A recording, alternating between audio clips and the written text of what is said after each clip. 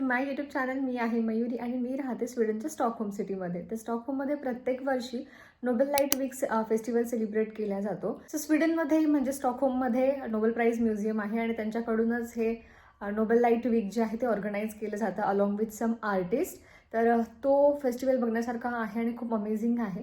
तर प्रत्येक वर्षी डिसेंबरमध्ये हा ऑर्गनाईज केला जातो. तर आता डिसेंबर आहे, 6 तारखेला तो सुरू झालेला आहे. 6 ते 14 अशी काहीतरी त्याची डेट आहे.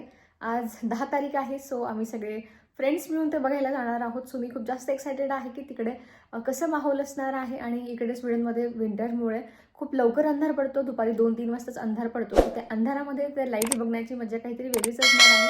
सो आम्ही निघणार आहोत. मी आता रेडी होते आणि मग तुम्हाला पण तिकडे दाखवते की कसं आहे फेस्टिवल.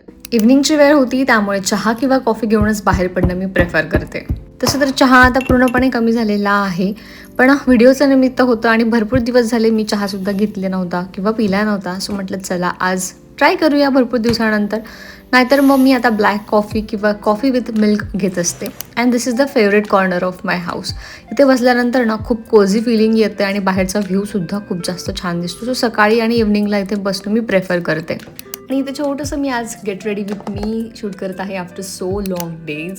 सो लास्ट 1 इयरपासून मी बॅड ॲक्ने जर्नीमधनं जात आहे. याचं रिझन अगोदर मला वाटलं होतं की एखाद्या प्रॉडक्टची मला रिॲक्शन झाली असावी, बट व्हेन आय व्हिजिटेड डरमॅट त्यांनी सांगितलं की हे हार्मोनल ॲक्नेज आहेत आणि भरपूर चेंजेस माझ्या लाईफस्टाईलमध्ये झालेलं आहे.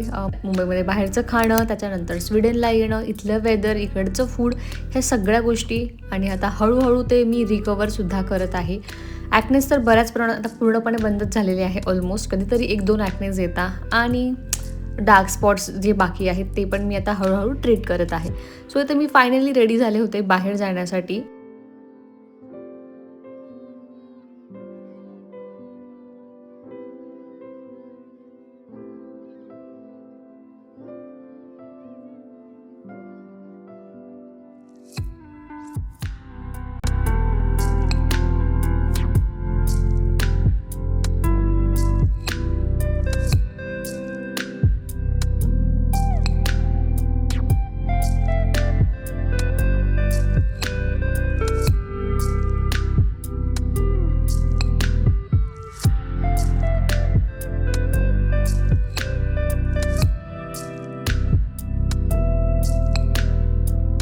स्वीडन कंट्री नॉर्थ साईडला असल्यामुळे इकडे थंडी भरपूर प्रमाणात असते आणि विंटरमध्ये तर इकडे उजेड खूप कमी वेळासाठी असतो.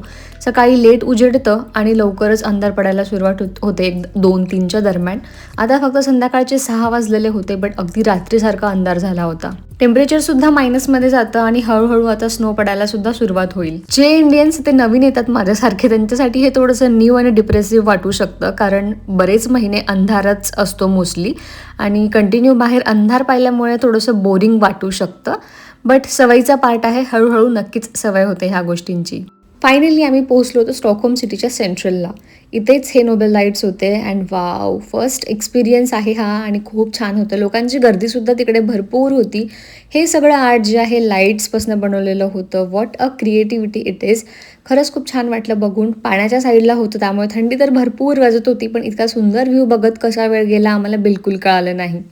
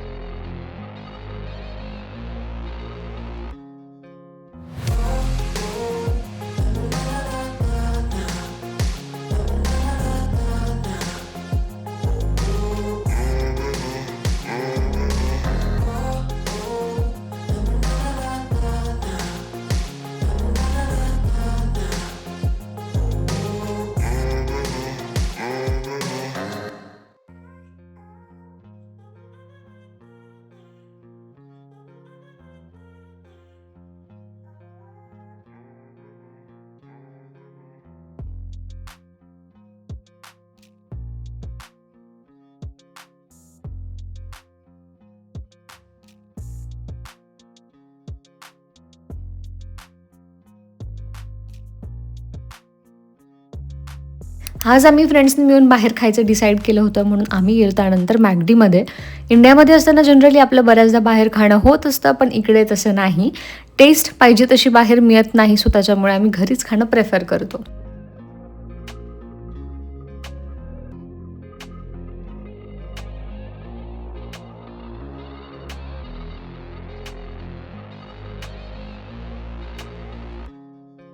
त्यानंतर आम्ही आलो घरी आणि योगेशला आज ऑफिसमध्ये एक छोटंसं क्रिसमसचं गिफ्ट मिळालं होतं. सो त्याला ओपन करायची एक्साइटमेंट सगळ्यात जास्त मलाच असते नेहमी, म्हणून ओपन केलं. त्यामध्ये छान असे चॉकलेट्स होते आणि एक ग्रीटिंगसुद्धा होतं क्रिसमसचं. गाईज, असा होता आजचा दिवस. तर तुम्हाला हा व्हिडिओ आवडला असेल तर नक्की लाईक करा. भेटूया आपण पुन्हा एका नवीन व्हिडिओमध्ये. Bye bye.